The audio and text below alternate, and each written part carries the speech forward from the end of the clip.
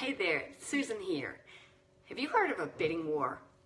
Have you ever heard of someone, or you've known someone, or you yourself, who has been in a real estate bidding war, is what we call it. I want to give you 4 key tips, 4 keys to never lose a bidding war again, or best as possible. Give it your best shot. I'm Susan Thetford. Please let me know where you're coming in from. And if you're new to my broadcasts, please write a new in the comments so that I can reach out to you a little bit later to thank you for spending some time with me. I have been in many circumstances in the last couple months of bidding wars. What does that mean? That means your buyers are devastated. That's what that means. They've gone through so much emotions of writing the offer and being so excited, and truly it is a draining emotional situation for both the buyers who are trying to make an offer, but it's an emotionally draining thing for your realtor or the realtor themselves. Because I gotta tell you, we put our heart and soul into helping people get their offer and to find the perfect home for them. And it is emotionally draining for everyone involved. So I want to give you 4 key tips of things you can do to give yourself the best possible traction in getting your offer accepted. And if you know of anybody who's thinking of getting on the housing market right now, or who is currently in this, please pass it along to them. Their realtor, I'm sure, knows all this, but sometimes we just get really busy and it's hard to do it all at once. So let me explain what a bidding war is. Give me a 2 if you've ever been in one and we're on the winning end of a bidding war, because that's pretty exhilarating, but it's a roller coaster. What is a bidding war? What that really essentially means is that there is more than one offer on a particular home. Might be one more, so you and there may be one other offer on the table when the seller sits down to decide what they're going to accept or counter, or it might be as many as 8. I've been in a situation where there are as many as 8 offers all on the table for the seller to take a look at and determine which offer they're going to take.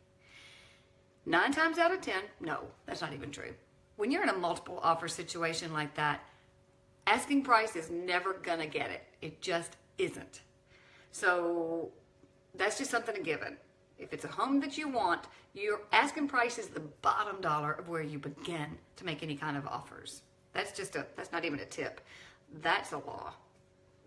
But so what you've got to do in that kind of situation, and give me a 3 if your city is in multiple offer situations right now. This is the time to really be talking about this, because we're in February.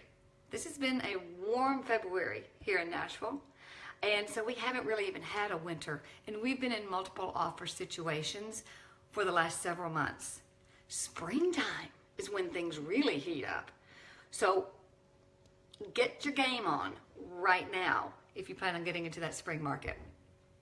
So a multiple offer situation means that all offers will be looked at one time. And the seller is going to be looking for a lot of different things, and their agent's going to be helping them. You know, they essentially want to get to which one is going to be their bottom dollar best net. That, and there's so many other things just in the offer price that goes into their net.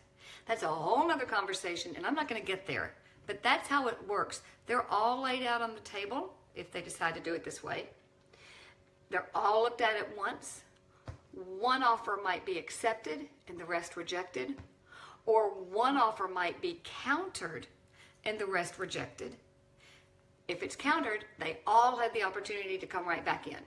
Again, that's another conversation. It's way too long for this conversation, so there will be a part 2. So here's what you want to do. I want to talk tonight about what you need to do to have your offer looked at in that lineup in the best possible light. Tip number 1, Don't get in the car. Don't look at the first house until you are pre-qualified with a lender that you physically can get face-to-face with. Do not go to an e-lender. I'm going to just categorically say that.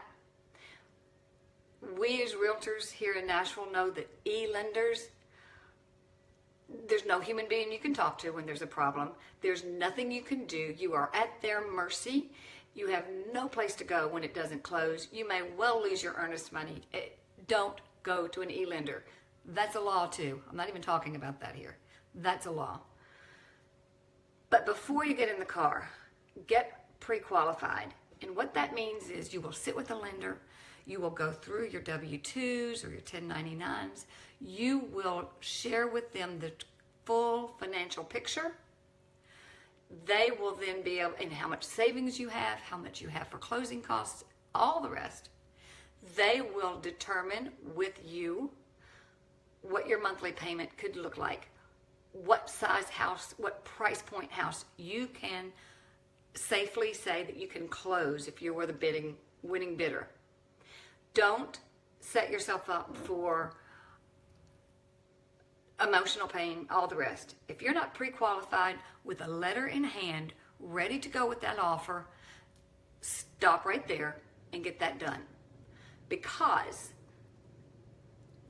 a seller who has a lot of offers on the table is not even going to look at one that doesn't already have shown that they are pre-qualified and they are ready to go. They're not even going to look at it because they want that house to close. Okay? So that's number one. That's just a given. Number two, so you've seen the houses that you want to see. You know you want to make the offer. Have your agent talk to the other agent and to find out, you know what the asking price is, but you don't know necessarily when does the seller want to move. What would be the perfect time for a move by that seller? What is the seller looking for? All the things that you can find out to make your offer look better than any of the rest. If that seller really wants 3 months because they've got a long vacation planned and their house isn't going to be finished, and you don't have to have that house for 3 months, or maybe even if you do, the offer that wants to close in 3 weeks versus the offer that gives the seller what they want, that offer that gives the seller what they want may well be the one chosen. So have your agent call their agent and find out everything they can find out. And your agent needs to be a good sleuth. Your agent needs to ask things correctly, and they can maybe get a lot of information that will be helpful to you in making the most, not only financially right, but all the other tweaks and turns that can go into a contract or an offer. All those things can be tailored to that seller's needs as long as it meets your needs. Okay? So that's number two. That's where it's so important for your agent to have a good relationship with all agents. We agents work with each other over and over and over again in our lifetime of a career. You may not do it many times, but we do. We all know which agents we can work with. And you want to find an agent who plays well, who plays well with others. Because those who I can work with easily and who are forthright and forthcoming, obviously I'm happy to work with, and we have a good relationship. So that's an aside, but agent relationships amongst each other is really important. Have your agent talk to that other agent, find out what you can do, tailor your offer to what that seller needs to the best of your ability. Give me a 4 if that makes good sense to you. The third tip I've got is this. Many people have heard of this, but along with your offer, along with the best possible earnest money you can pull out and give, well, I'll back this up for a second. Earnest money, I'll give you this. Every offer to a real estate transaction has to have earnest money given. And it's in the offer of how much that earnest money is going to be. If you on a $300,000 house are offering $500 earnest money, and someone else on that same home, multiple offer situations, someone else offers $5,000 earnest money, which of those two looks stronger? Which of those two looks like they have the most likelihood of being able to close, as we say we are, and that seller will get his money at the end? The offer that's got the strongest earnest money, it's all returned if the house doesn't close. So you're not at any risk. But the person who offers $500 and the person who offers $5,000, if all else is equal, the seller's mind, that $500 offer is not as solid, is not as likely to go to closing. So keep that in mind. Offer as much earnest money as you can. You've still got other contingencies, so it's truly not at risk, but it will be cashed. So the last 4. Many of us have heard about putting a letter to describe who you, the buyer, is to the seller. So along with your offer, along with the pre-qualification letter, write a heartfelt letter straight from you, the buyer, in your handwriting. I don't even say email it unless your handwriting's not legible. But in your handwriting, explaining what you love the most about that house, how you felt when you walked into the home. Tell a little about your family. Tell a little about your children if you've got children. Tell the reasons and tug on those heartstrings of the seller, because most people love their homes. Most people want to know that their home is going to be loved and cherished as much as they loved and cherished it, especially if you're dealing with maybe some homeowners who've been there for a long time and raised their families. Does that make sense? Now, again, if you're looking at an investor who owns that house, the seller is an investor, doesn't matter. It's their bottom dollar. You know, their net proceeds is what they're going to care about. That, again, is why it's important for your agent to communicate with their agent, the seller's agent, to know the particulars. But if it's a seller who has been in the home and it's a personal kind of situation, make it personable. I mean, think how hard it is. Why does the car, when you go to buy a car, you're negotiating with your salesperson. You're not negotiating who the ultimate person to negotiate the financing of that car. You've got somebody else to deal with. You never see them. They don't want to get emotionally attached.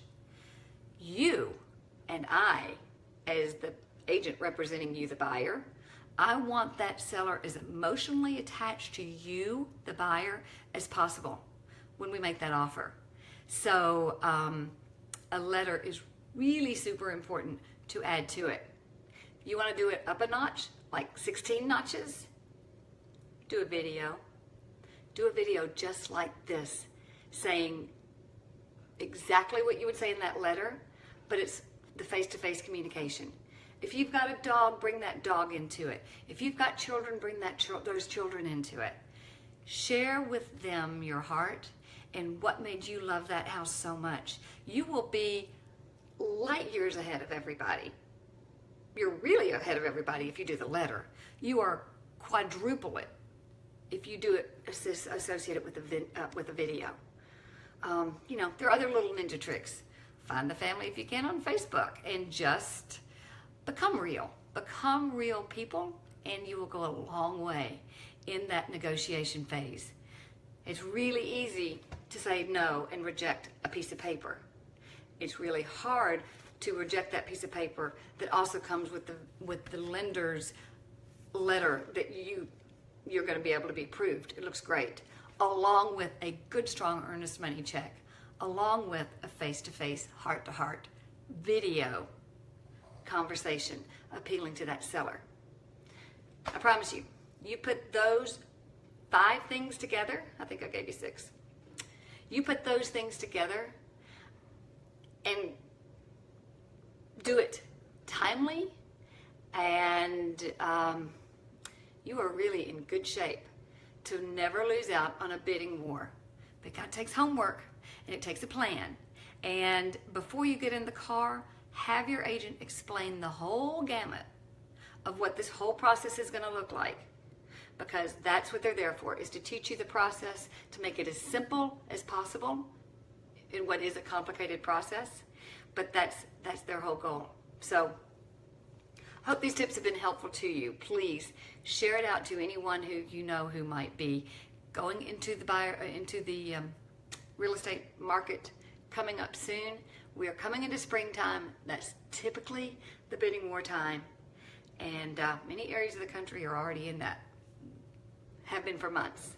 So it's a tight market. Find yourself a realtor who will teach you these things, and if you need any help, please feel free to reach out to me. Share this on. And if we talk, be sure to ask me about our $500 45-day sale guarantee. Could help a little bit on that earnest money, or buy a lot of filters, because you're going to need to be having a Home Depot gift card. See you soon. Share this out if that can help. Talk to you soon. Bye.